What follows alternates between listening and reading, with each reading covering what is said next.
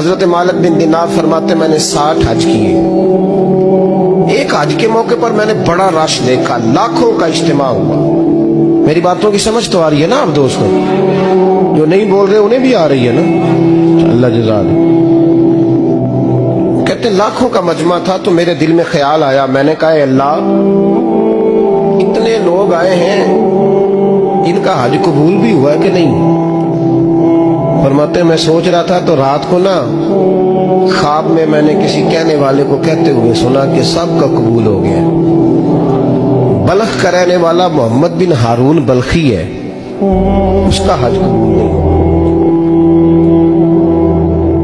फरमाते शहरों के अलग-अलग खैमे लगते थे। अब भी आप हज करने जाए तो पाकिस्तानियों की रिहायशें अलग होती हैं, इंडियन की अलग, बांग्लादेश के अलग, मिस्री, यमनी, सब लोग अलग-अलग रिहायशें होती हैं, झंडे लगे होते हैं मुल्कों के।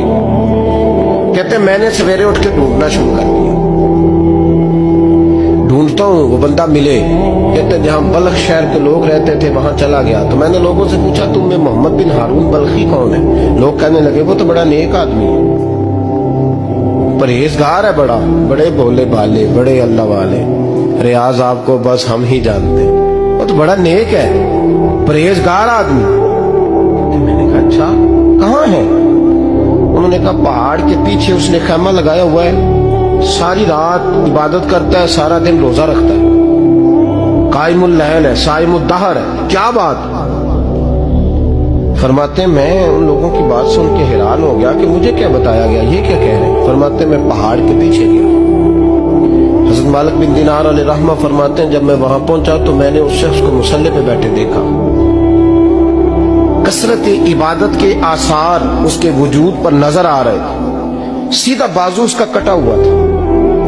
फरमाते 2 रक्ते मुकम्मल करके ना मैंने उससे अस्सलामु अलैकुम कहा तो मुझे कहने लगा वालेकुम अस्सलाम, आप मालिक बिन दिनार हैं?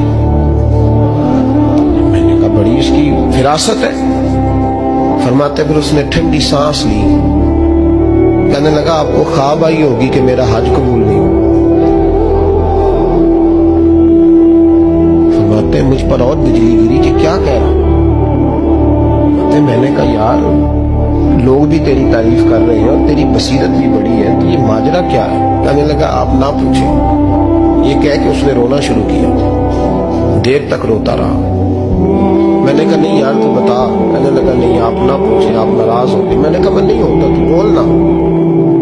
कहने लगा हुजूर 24 साल हो गए मुझे हज करते हुए, 24 साल, 24वां हज है मेरा, और हर साल कोई अल्लाह का वली आके बताता है कि जा चला जा तेरा कोई नहीं कबूल हुआ। बेपरवाही वेख सज्जन दी, जिथे किसे दी पेश न जावे, उन्हें ताजा वाले दर दर रोले ते मंगते तख्त बिठावे। आजम किसे नु कारा मिलदा ही कोई काबे ओ खाली आवे। कहते हैं उसने मुझे कहा हुजूर 24वां हज है, हर साल कोई बताता है। मैंने कहा तेरी गलती। कहने लगा मैं अपनी माँ का नाफरमान। मैंने कहा वाकया क्या हुआ? कहने लगा हजरत अल्लाह ने मुझे दौलत दी, माल दिया, जमीनें दी तो मैं अय्याश हो गया। इमाम मालिक बिन दिनार रहमतुल्लाह अलैह फरमाते हैं मुझसे कहने लगा पैसे आए तो मैं अय्याश हो गया। रमजान का महीना था, असर के बाद मेरी अम्मा इफ्तारी की तैयारी कर रही थी, मैं गया, मैंने कहा शराब पी हुई, अम्मा रोटी दे। अम्मा कहने लगी शर्म कर, शर्म कर, रोजा रखा नहीं तो जिन्होंने रखा है उनका तो ख्याल कर। कहते अम्मा की बात का मुझे गुस्सा लगा। मैं कहा करता हूं बदनसीब है वो बेटा जिसका बाप उससे बात करते हुए डरता है कि पता नहीं कहां से बोलेगा। बदनसीब नहीं वो बेटा जिसकी माँ उससे बात करते हुए सहम जाती है कि पता नहीं कौन सी बोली बोलेगा। बदनसीब नहीं कि माँ बाप भी जिससे खोल के बात ना कर सके। हजरत मालिक बिन दिनार से कहने लगा अम्मा ने जब कहा ना शर्म कर तो मुझे गुस्सा आया, मैंने माँ को थप्पड़ मारा और मेरी माँ जलते हुए तंदूर में गिरी। लोगों ने मुझे पकड़ के अंदर बंद कर दिया कमरे में।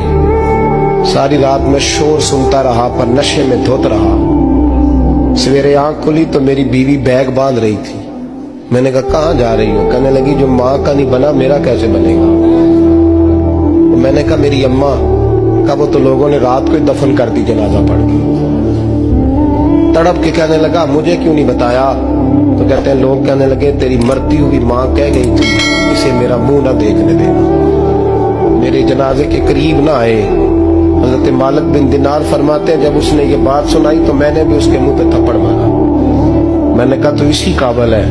कहते हैं वो रोने लगा, हुजूर दुआ करे अल्लाह मुझसे राजी हो जाए।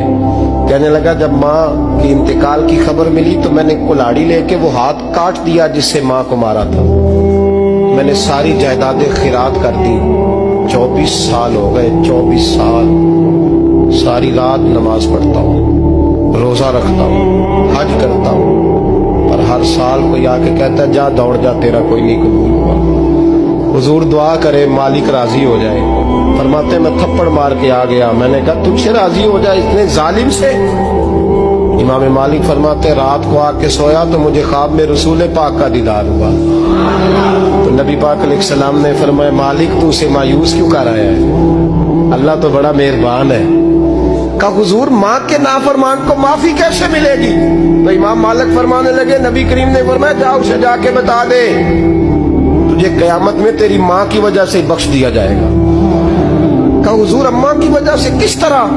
तो महबूब फरमाने लगे इसकी माँ कयामत में इसके खिलाफ मुकदमा दायर करेगी रब करीम की अदालत में। ए अल्लाह मैंने 9 माह पेट में रखा, दर्द सह के इसे जना, जिगर का खून पिला के पाला और इसी ने मुझे कत्ल किया। रब करीम इसकी माँ का मुकदमा सुन के कहेगा उठाओ इसको दोज़ख में फेंको, इसने माँ जलाई थी इसे भी जलाओ। महबूब फरमाने लगे जब पकड़ करके मालिक उसको मोहम्मद बिन हारून को लोग ले जाएंगे ना जहन्नम की तरफ, अभी फरिश्ते घसीटेंगे ही तो पलट के फिर अम्मा की तरफ देखेगा और दूसरी दफा फिर घसीटेंगे तो पलट के देखेगा और तीसरी दफा फिर पलट के कहेगा अम्मा ये मुझे जलाने लगे, अम्मा ये जहन्नम में फेंकने लगे। मेरे हबीब फरमाने लगे वो जल के मरने वाली माँ वहां भी बोल पड़ेगी, कहेगी या अल्लाह चल मैंने माफ किया तू भी माफ कर।